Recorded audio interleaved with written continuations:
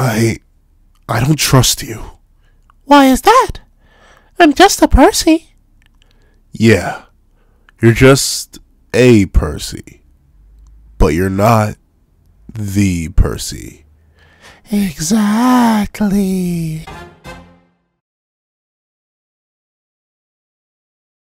Thank you to our fellow patrons, Strawballs, Redwood4765, and Midnight Gemlord. Now, before I'm in this discussion on the mini Percys and how unsettling they are, please, if you leave your own thoughts on the mini Percys in the comment section down below, leave a like and subscribe if you haven't already. Also, when you hit that little notification bell so you miss out on any videos that come on the channel. Also, I do a Patreon down below. You can support for as low as $1 a month. You can like exclusive videos, early content, and more. You can also become a member of the channel to get the same perks and more. Now, let's hop into the discussion. What's up, guys? Uncle Pencil here, and yeah, these things terrify me, and like on multiple levels, and I'm not sure if it's on purpose or if Nakaba is just accidentally making them terrifying, or if it's literally just me being over paranoid, over dramatic. I'm not sure. The mini Percys are weird, right? And here's why. Already, me personally, I don't like the idea of having clones. It's just not a thing for me. I can tell you why. It's just like, I know that I like being the only me that exists. And thusly, I would assume an exact copy of me would also want to be the only one that exists. And thusly, if it doesn't get to immediately stealing my life, it's gonna want to fight me for my life. And I'm not sure I can beat me. So like, that's the main thing that I don't like about cloning. But the mini Percys take it to a different level. Not that they are the same size as Percy, and who knows, I doubt an individual mini Percy is as powerful. Though, admittedly, one of them did punch away Meligan's fist, which is kind of crazy. But regardless of that, the scariest thing about the mini Percys is that they are sentient. Like, fully sentient. Like, more sentient than Percy himself, and that's the scariest thing. Like, the idea of having a copy of me that is equally as intelligent as me is scary enough, right? But having a me that exists that is smarter than me is twice as terrifying. And I feel like it's just like the existential horror thing. Like, imagine looking in the mirror and the mirror spoke back. But it spoke back wiser, more intelligently, and smarter than you ever could. Like, that's gotta be terrifying. And the thing is, we know they're more sentient than Percy because Percy doesn't know what they do. He doesn't fully control them at all. The most clear and recent example of this is specifically when the mini Percy platoon appeared. And they said, hey, boss, we put on these clothes to match you. And Percy's like, y'all can do that? And then the more recent example after that is when they said, oh, we called Lance. And Percy's like, y'all can do that? Like, yeah, it was easy to call him. So these things are fully autonomous. They rely on Percy to spawn, but they can just exist. We don't know if they all came back. There could be mini Percys just wandering around because so many of them exist at the same time too. Like, you gotta realize that these things spawn out en masse. Like, when they originally appeared, going back to their first appearance against Pelgard, a whole bunch of them were launched out of Percy and latched onto Pelgard, to the point where I actually believe it's feasible for Percy to not have full autonomous control over them, because that's too many things to control, right? Like, with something like regular attacks, regular magic, like let's say Gilthunder's Thunderbolt, for example. He can create multiple things at once. Like, specifically, the one I remember the most is his Lightning Beasts. Like, he's able to summon 3 at the same time, and they all go attacking at you. But the thing about those is that they weren't sentient. And there were 3 of them. Reasonably, you can do 3 different things at once. Would it be hard? Yeah. It would be very difficult. Multitasking lowers your functionality by a lot. Trust me, I know. Whenever I multitask, my quality goes down drastically. But regardless, that's 3 things you can control. With Meliodas, it's pretty impressive that he can do Trillion Dark. But even then, those are dark orbs that he's controlling in one general direction. It's not like he's sending one group of dark orbs to do one thing, one group of dark orbs to do another thing, so on and so forth. Increase is the same thing with King, right? by pure technicality, by the sheer number of them, it should be difficult to control them all, right? All those different swords and spears that he creates. However, once again, it's that one flowing motion. They're essentially one gigantic wave of attacks all at once, rather than individual entities. We never seen King like send one spear off to do one thing, send another spear to do another thing. Like the most crazy we've ever seen King get with controlling his spirit spears is the 4 at the same time. But even then, we know they get weaker now. Like Nakama straight up told us, they lose efficiency as you're controlling them, like anything does with multitasking. So I sort of get Percy's magic becoming autonomous, because if he's literally creating little magic golems to like tens, if not hundreds at a time, by the time we see him now with how powered up he is, obviously he can't maintain all of that mentally without going generally insane. So making them sentient makes sense, having them be slightly autonomous. But the thing is, these things have been autonomous and doing things that Percy has not commanded them to do since forever. Like, they automatically sort of just follow general structures from the moment they appear, but the biggest example of them being fully autonomous and just generally strange was when, unprompted, for no reason, they hunted down the Coffin of Eternal Darkness. How? Why? I don't know. They just did. And once again, Percy did not ask them to do that. They sort of just popped out of him and were like, hey, search, search, search, search. Coffin, coffin, coffin. Here, here, here. They found it. Sure, they weren't speaking full coherent sentences, but they knew that that thing was so important that it was required for Percy to find it. Once again, before they are even fully speaking proper sentences, they are smarter than Percy is. And they are doing things that Percy has not commanded them to do. Imagine if your arm just left and went and did its own thing and brought it back to you. That's essentially what this is like. Because magic in Seven Deadly Sins is really just an extension of oneself. Meliodas was a destroyer, so what did his magic manifest as? Bada bing, bada boom, a big erasure attack. King is the guardian of the Fairy King's forest. So are all the Fairy Kings. What does their magic manifest as? Creation and destruction magic. Bada bing, bada boom. Giants, earth. What does their magic manifest as? Rock. So it definitely falls in line where your magic is just an extension of yourself. But imagine if said extension of yourself was also just not yourself. Like I said, your arm just leaving and doing things that you could never do, by the way. Like, you autonomously, or at least going back to Percy specifically, Percy autonomously did not even know what the Coffin of Eternal Darkness was. He didn't know what importance it held. He didn't know what it meant. He probably couldn't even tell what it was for. You could leave Percy alone with the coffin before someone told him what it is for 5 days straight, and he would never know what to do with it or why he would want to search for it. But the mini Percys knew, and the mini Percys found it. The mini Percys did what Percy could not. That's terrifying. I don't know, at least to me, right? Like, on the existential level, having a piece of me that is not under my full control at all times, that doesn't automatically help me, is, I mean, I guess you could say it kind of is, right? Because the body breathes on its own. Like, you do not need to tell your body to breathe. I know with how forgetful I am, if I had to tell my body to breathe, I would not have made it past age 5. Probably age 1. I wouldn't have made it to the first. I'm very forgetful, and I always have been. So if my body didn't breathe automatically, oh, we'd be done, son. If my body didn't automatically pump my blood, bada bing, bada boom, I'm done, son. So, like, I guess you could argue that Percy's magic so far has been nothing but that.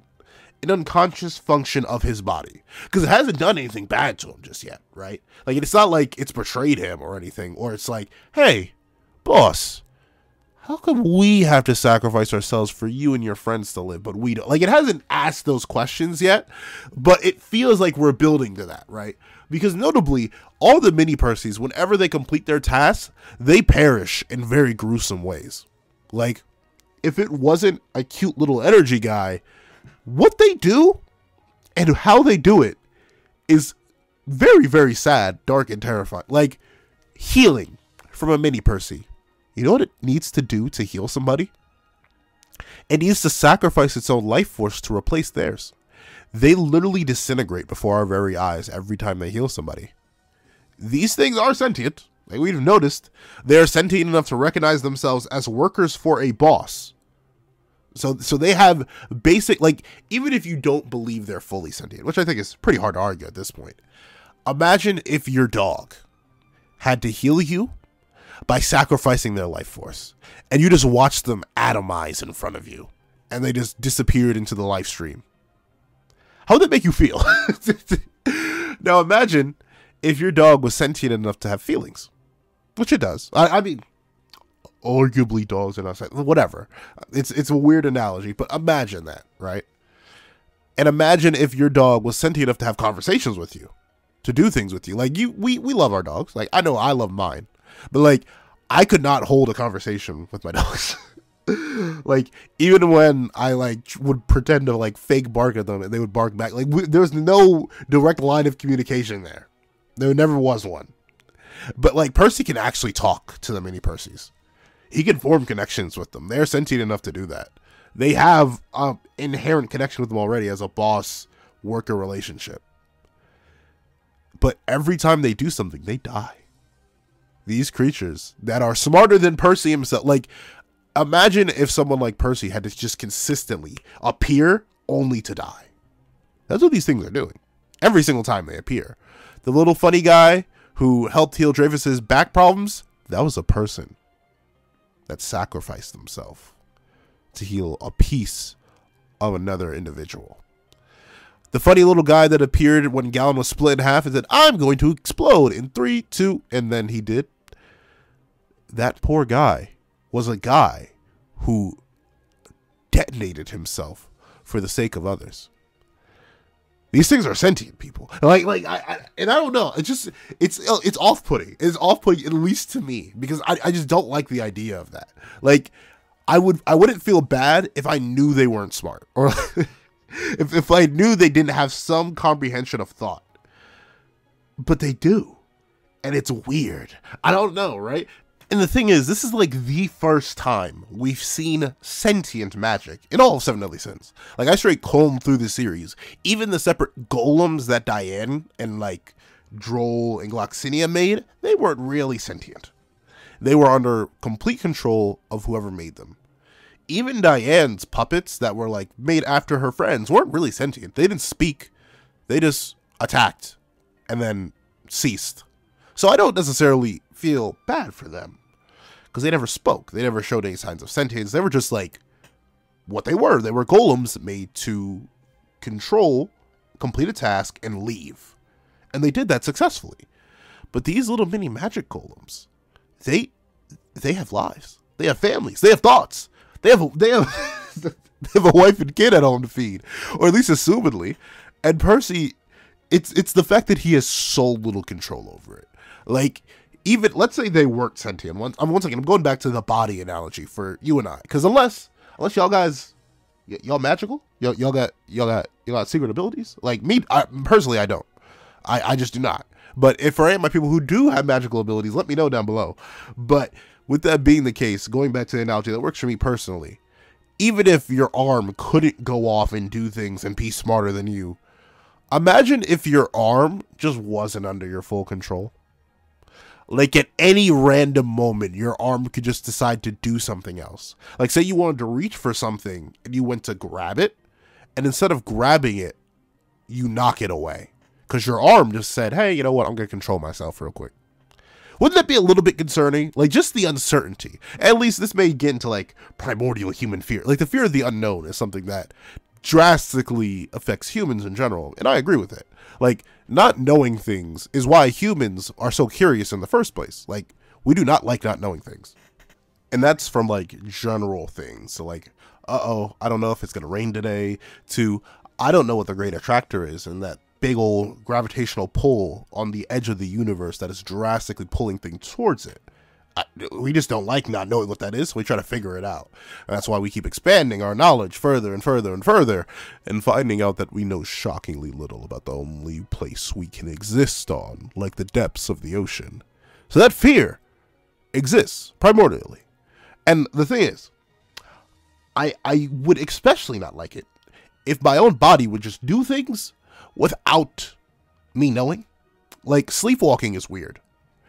Like, I'm not, personally, I don't think I've ever sleepwalked. I just move around a lot in my sleep, so I will fall off a bed. I've done that before. I've rolled off a bed just because I fidget a lot. But I have a friend who sleepwalked, and they said, "Oh man, that thing was terrifying, man." Like I woke up in the kitchen. The kitchen's downstairs, and like he straight up moved in his sleep downstairs. That was weird. I don't even blame him for being freaked out, because that's just weird. Like your body did that totally at random. Bro, he wasn't even eating anything. He just ended up in the kitchen. So that's weird. But then like imagine your magic or a piece of your body is so weird that you don't end up in the kitchen. You like end up at I don't know idea. Like you end up at school or something. Like your body does something so drastically different than what you would want it to do at complete random. Because it's not like the Percys have really presented a pattern. Like the only thing that's been consistent is that they get stronger when Percy gets stronger. That's the only thing that's been consistent. But why they went and searched for the Coffin of Eternal Darkness, we don't know. Why they showed up specifically in response to Pelgard, we don't really know. Why they decided that they're going to grow in sentience with each power-up, even though they should just grow in power, we don't know. They can change their clothes at will, we don't know why. They are fully capable of doing things that the main body can't do, why? No idea. Like, what was Lance's reaction to one of them showing up? Like, we never got I wish we could have seen that scene. Because Lance was nowhere to be found, by the way. Like, he was not on the battlefield where they were. So a mini Percy left the battlefield, used magic sensory abilities greater than anyone else there, because no one else could sense where Lance was. Or at least presumably, because no one else called him. No one went to go get him, but the mini Percy. So the mini Percy, with its crazy magical sensing abilities, went into the dungeon, which is also magically sealed off, by the way. So reasonably, it should have been able to reach there. But it went in there, dived, dastardly dabbled through the entire dungeon, went to that one prisoner cell, and said, "Hey, Lance, we need your help. Come with me." That's a little bit crazy, right? Like that's complex tasks. It's not a simple thing. That's the thing. If the mini Percys were doing simple things, then maybe I'd be able to let it slide. If it was maybe just their original thing, where they were like, fight, heal, blah, blah, blah, blah, blah, blah, blah, blah, and they were just doing that, that'd be one thing. But that takes multiple steps. Knowing who Lance is, what Lance is, getting to Lance when Lance is nowhere in the general vicinity, knowing that calling Lance is the most prime optimal thing to do in this scenario when there are a million other things going on. Like, that takes some higher level thought. That's just a teeny weeny bit complex. I think it's a little bit scaredy-wary that it was able to do that. Because it, once again, is fully out of Percy's hands. And the thing is, these things are powerful. Like, they can take on the attributes of magic or toxins. Because they just can, I guess. Why? No idea. And I get it, right? This all falls under, like, well, Percy has hero-type magic. So hero-type magic is nothing we have seen in the series outside of Chaos itself has been this strange. Nothing. We've run into hero-type magics before. Disaster is a hero-type magic. Beyond a shadow of a doubt. I'd say demons are hero type magic. Nah, demons have varieties of magic that would make it hero type, but they're all different magics in of themselves, so that can't be. Snatch is a hero type magic. Pretty definitively. I'd say creation to a certain degree is also a hero type magic. It can do a whole lot. Infinity, I'm not sure if infinity is a hero type, because it's sort of just, it's so simple and it facilitates other magical abilities. So maybe infinity isn't. Sunshine, I suppose, would qualify for hero type, just because of all the different things it can do. True magic form, maybe it's hero type. I'm not sure. It's such a simple thing. It's a transformation with an attack. I don't know. We don't get to see enough of it. But comparison, simply put, the comparison here is that to all previous hero type magics beforehand, nothing has been as cracked as Percy's. Nothing, and it's not close. Like, once again, I've gone over it before, but these mini Percys have access to healing, to flight, to sentience, to magical tracking, to magical immunity, to magical absorption, trait copying, like all these different things that they can do on their own. They can do all this by themselves. Detonation of extreme degrees. Remember, that mini Percy that made that massive Titanic explosion, it was like the same size as all the other ones, and that was before Percy got another amp. where they got the helmets and the cloaks. Yeah, these things are dangerous. These things are extremely dangerous, and Percy doesn't control them. And if I had to be real, right? Nakaba, I do agree.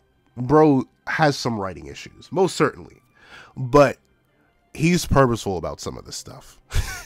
I don't think Nakaba would make it this blatant that they aren't under Percy's full control. Give us multiple different examples of them acknowledging Percy as a separate being from themselves and doing things that Percy himself would never do without building to something. What that something is, I don't know. But I do think we're going to get an arc where Percy's magic rebels against him and he'll have to properly tame it. Because right now, it seems like the master-servant relationship is only there because the Percys allow it. Because it seems fully likely at any moment, one Percy could think when Percy's friends are in grave danger and they need healing, one of the Percys could easily think, I don't want to die today. So no, boss, I'm not going to do it. Or when Percy needs to fly to save one of his friends, the Percys that would coat him saying, you know what? I just don't feel like doing that today, boss man. Let's hope someone else can catch him. Like, I could just see it. I could see it. Especially because we know magic can have sentience. I know this is weird, but think back to the commandments. Once they were fully ingrained in somebody, they had some consciousness, even before they were all gathered. You could argue it was the Demon King all along. Like, bada bing, bada boom. You don't need all 10 to get the Demon King. Each individual commandment carries Demon King sentience. Bada bing, bada boom. Even in a current what if I'm writing, I sort of make that canon. Because I can. So I do that. Because I think it is the case. But we see it specifically with Mael. When Gother invades Mael's mind, the 4 commandments themselves, they aren't one unified front against Mael. They're all individuals saying like, hey, give us the body. Give us the body. Give us the collective the body. You know, you don't need it anymore, right? Like, if you're already going to give into despair, you might as well give us the body, right? Why not? Why not? Well, we've been friends. We gave you the juice. We got the jewels. We got the jewels. And you obviously ain't get sunshine back. So run us the body. So we know it is entirely possible for magic to be part of a user, but not be aligned with them. So, with Nakaba slowly but surely laying down these blocks, right? Laying down these road pieces, where we're seeing this magic be smarter than Percy, be faster than Percy, be stronger than Percy, be more knowledgeable than Percy. Slowly but surely, as Percy builds in power and they build into sentience, I can see it. Especially after they've gotten just a bit bigger, right? Because they're mimicking his helmet and cape, but what happens when they get his clothes, his fit, his stompers? What happens if they start to get bigger? Like, right now, you could fit a mini Percy on the palm of your hand, even in their fully dressed up state. But what happens when they get the size of your hand or your arm? And they are ever more powerful, obviously, but they're ever more sentient, too. And slowly but surely, what little control Percy had over them as their quote-unquote master begins to fade away. And now Percy is faced with a magic that he himself needs to overcome in order for it to obey him as it used to. I don't know. I feel like that could be a fire arc. Like, once again, this may be me having too much faith in Nakaba. I may be seeing, like, how's that phrase go? Seeing the trees for the forest and not the forest for the trees. Like, maybe something along those lines. Maybe all this is nothing. Maybe I'm just looking way too deep and Nakaba would never do something like that. However, with my brain doing the thing that it does right now and me thinking just a little bit too hard, let me not hurt myself, but I am thinking just a bit too hard, I could see it. I could definitely see it. And it's not like it would break any rules, because there are no rules. That's the thing. Percy's magic is so rule-free. It is so unbound in terms of what it can do that it would not shock me. It wouldn't scare me. Well, it would scare me. I can't imagine. Once again, the thing about this is that we still have a whole other side of Percy's magic that exists that we haven't even touched yet. The spare Percy. I already made a video on that. But this side is just as equally scary for what it could become. At least in my mind. And this is what I think. Please tell me what you guys think in the comment section down below. Thank you guys so much for watching. Remember to like, share, comment, and subscribe. You see the notification bell so you miss out on any videos that come to the channel. Also, I do a page down below. It's more as low as $1 $1 a month. Exclusive videos, early content, and more. You also now become a member to the channel for as low as $3 a month to get the same perks and more. Now, thank you guys so much for watching once again, and I hope you guys have a wonderful day. This is That Guy with the Pencil, writing off.